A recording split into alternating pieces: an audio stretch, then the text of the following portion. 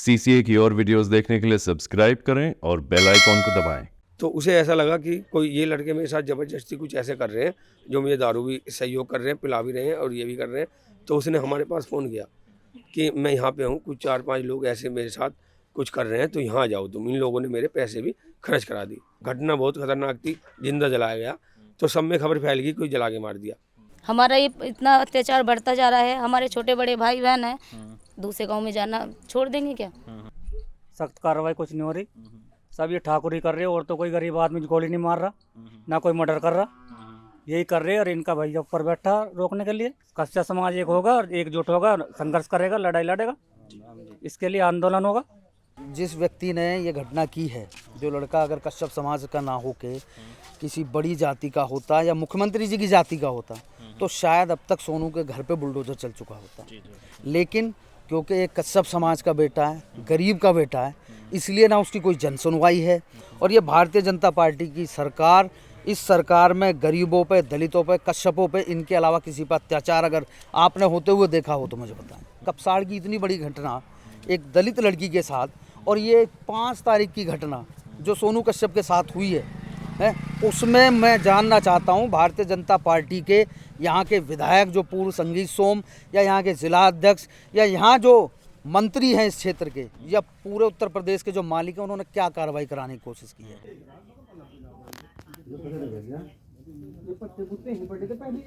जो पत्ते तो पड़ेगा, पत्तों में कितनी आग लगी हो। हेलो, हाँ, हेलो, आ जाओ।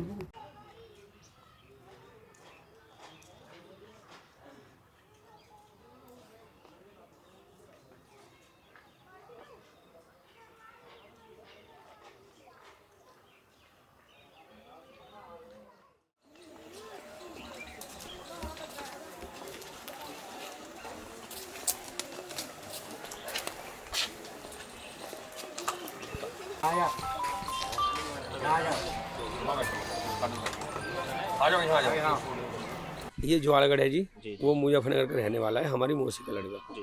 क्या नाम था उनका? उनका था जी सोनू उर्फ रोनू। रोनू नाम से जान पहचान है, मौसी का लड़का है हमारी। तो वो भाई साहब क्या काम करते थे और कहाँ पे वो काम करते वे जी हलवाई का काम करते थे। कभी 3 महीने के लिए कहीं जाना, कैंट का काम करते थे, कभी 4 महीने के लिए, कभी 5 महीने के लिए। और वो पैसे कमा के अपने घर पहुंचा मुजफ्फरनगर।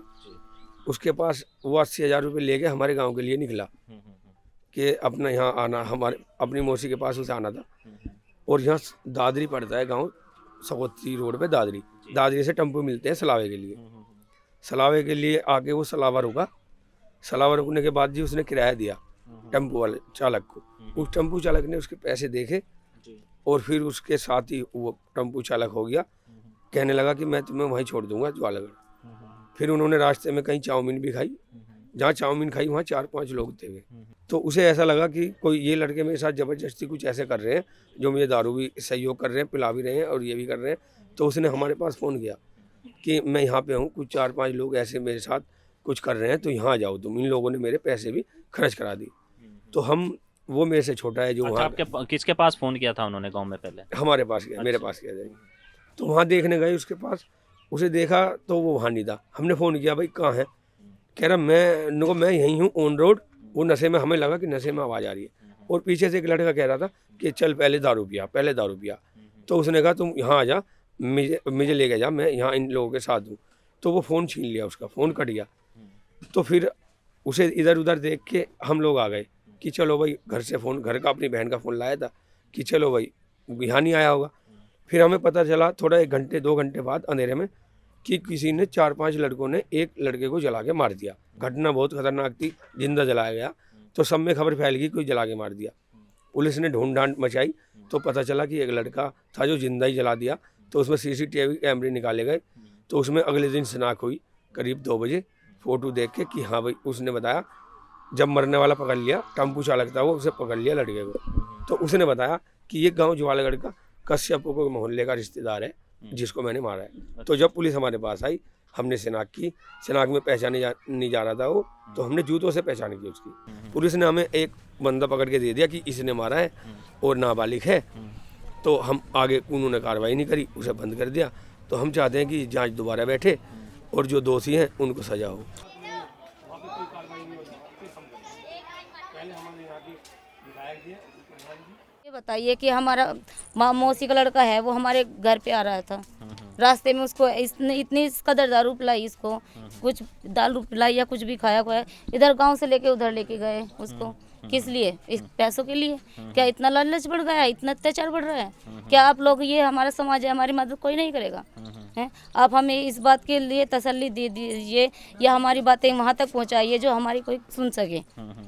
हमारा ये इतना अत्याचार बढ़ता जा रहा है, हमारे छोटे बड़े भाई बहन हैं, दूसरे गांव में जाना छोड़ देंगे क्या? हैं? अपने घर के लिए, अपने घर की जीविका चलाने के लिए क्या कुछ काम नहीं करेंगे? अरे हम तो मजदूर हैं, क्या मजदूरी करने के लिए गांव से बाहर नहीं जाएंगे? जंगल में भी जाते हैं, गांव के बच्चे हैं, छोटे बच्चे हैं, गाय के लिए चारा लेने जाते हैं, तो वो तो बच्चा वहाँ भी डरेगा।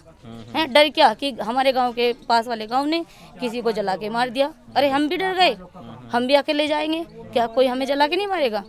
तो हमें ऐसा कानून बनाइए जो हमारा डर दूर हो जाए, हमारा बच्चा दूर जाए या दूर कहीं आगे निकले, हमें ये तसल्ली मिल जाए कि हमें कोई डर नहीं है, हम इससे सहमत रहें।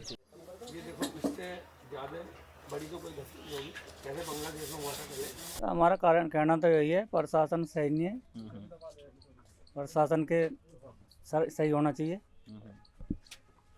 और ये घटना तो होती रहे, कई बार घटना हुई, कई मर्डर हो लिया, आज तक किसी को खुलासा नहीं हुआ। जेल जाएं 5-4 महीने रहें और वापसी आ जाएं, उनके लिए कोई वो नहीं होती, सख्त कार्रवाई कुछ नहीं हो रही। सब ये ठाकुरी कर रहे हैं, और तो कोई गरीब आदमी गोली नहीं मार रहा, ना कोई मर्डर कर रहा, यही कर रहे हैं। और इनका भैया ऊपर बैठा रोकने के लिए, हम मार रहे वो बचावे, हमारे में से कोई गोली नहीं मार रहा। क्यों नहीं मार रहा? हमारा ऊपर कोई है नहीं बचाने वाला। नहीं, आप तो हमेशा से सरकार के साथ ही रहे हो, ज़्यादातर जो कहा जाता है। सरकार के साथ रहें, पर सरकार जब हमारे साथ नहीं रहने तो हम सरकार के साथ क्यों रहेंगे? सरकार के साथ रहे, हमने वोट दी, पर जब हमारे खिलाफ कुछ नहीं हो रहा तो फिर हम सरकार के साथ क्यों रहेंगे? हम तो सरकार के अपोजिट में रहेंगे। फिर तो क्या उनके घर पे भी जो आरोपी है, क्या उनके घर पे बुलडोजर चलेगा? उनके खिलाफ तो कोई आवाज़ भी नहीं उठाई किसी ने भी, कोई विधायक नहीं, कुछ नहीं, यहाँ कोई नहीं आज से पहले। कल अतुल प्रधान जी आए तो अब सब आ रहे, अब कल से पहले कोई नहीं आया, 6-7 दिन से ना विधायक आया, ना मंत्री आया, ना MP आया, ना MLA, कोई नहीं आया। और सभी अब सब आएंगे। ठीक है, तो लगता है कि आपको निष्पक्ष कार्रवाई होगी? निष्पक्ष कार्रवाई होनी चाहिए जी।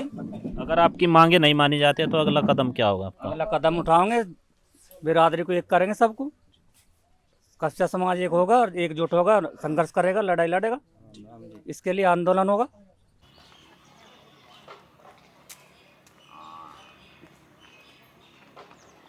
ये चीज़ें क्रिएट आप मान सकते हैं शासन और सरकार जब ऐसे लोगों का साथ देती है। अब आप धर्म की राजनीति, सिर्फ भारतीय जनता पार्टी केवल धर्म और जाति की राजनीति कर रही है। अगर ये जिस व्यक्ति ने ये घटना की है, जो लड़का अगर कश्यप समाज का ना होके किसी बड़ी जाति का होता या मुख्यमंत्री जी की जाति का होता तो शायद अब तक सोनू के घर पे बुलडोजर चल चुका होता। लेकिन क्योंकि एक कश्यप समाज का बेटा है, गरीब का बेटा है, इसलिए ना उसकी कोई जन सुनवाई है। जैसा कि कुछ लोगों ने मुझे यहाँ जानकारी भी दी कि थाने में भी जिस व्यक्ति ने ये काम किया है उसको नाबालिग बता के एक तरह से छूट देने की कोशिश की जा रही है। और आप स्वयं देखो ना, एक सिंगल व्यक्ति किसी को इस तरह जला के नहीं मार सकता। और ये भारतीय जनता पार्टी की सरकार, इस सरकार में गरीबों पे, दलितों पे, कश्यपों पे, इनके अलावा किसी पर अत्याचार अगर आपने होते हुए देखा हो तो मुझे बताएं। अभी कल की ही बात है, माननीय मुख्यमंत्री जी बांग्लादेश का जिक्र करके कहते हैं कि बांग्लादेश में जो हो रहा है उसके अनुसार यदि आप बटोगे तो कटोगे। अब ये धर्म की राजनीति अपने देश में जो हो रहा है, ये कपसाड़ की इतनी बड़ी घटना एक दलित लड़की के साथ, और ये 5 तारीख की घटना जो सोनू कश्यप के साथ हुई है, उसमें मैं जानना चाहता हूँ भारतीय जनता पार्टी के यहाँ के विधायक जो पूर्व संगीत सोम, या यहाँ के जिला अध्यक्ष, या यहाँ जो मंत्री हैं इस क्षेत्र के, या पूरे उत्तर प्रदेश के जो मालिक हैं, उन्होंने क्या कार्रवाई कराने की कोशिश की है? क्या कोई शासन से इन्हें मदद दी गई? यहाँ के कप्तान साहब बोलते हैं कि ये लड़का जो है नाबालिग था जिसने ये घटना को अंजाम दिया है। मेरा अपना ऐसा मानना है, हमारी समाजवादी पार्टी ये मानती है कि ऐसा संभव नहीं है कि एक व्यक्ति किसी को इतनी बुरी तरह जघन्य तरीके से जला के मार दे। और पूरी समाजवादी पार्टी, चाहे मेरठ, जनपद, गाजियाबाद, कहीं का भी, वो पूरी इस परिवार के साथ है। और हमेशा हमसे जो संभव मदद हो सकेगी वो हम करने का काम करेंगे। अमित शाह साहब ने भी कहा, गृह मंत्री ने, कि कोई भी बिटिया हमारी रात को 12 बजे भी गहने पहन के घूम सकती है। और ये गरीब का आदमी, गरीब परिवार का व्यक्ति एक बाइक लेने जा रहा था 80,000 रुपये, जब उसके वो 80,000 रुपये सुरक्षित नहीं है, उसकी जान सुरक्षित नहीं है, तो ये क्या किसी की सुरक्षा करेंगे। कानून व्यवस्था इस भारतीय जनता पार्टी के राज में बिल्कुल ध्वस्त हो चुकी है और जघन्य से जघन्य अपराध हो रहे हैं, और उसे शासन प्रशासन यहाँ तक कि उत्तर प्रदेश सरकार उन लोगों को, उन अपराधियों को बचाने पर तुली है। इसके अलावा इन लोगों का कोई काम नहीं है। वो जल्दी वैगन करवा देंगे। जी तो कल जैसे परसों हमारे पास विजयपाल कश्यप जी, जो हमारे इलाके के नेता हैं, कल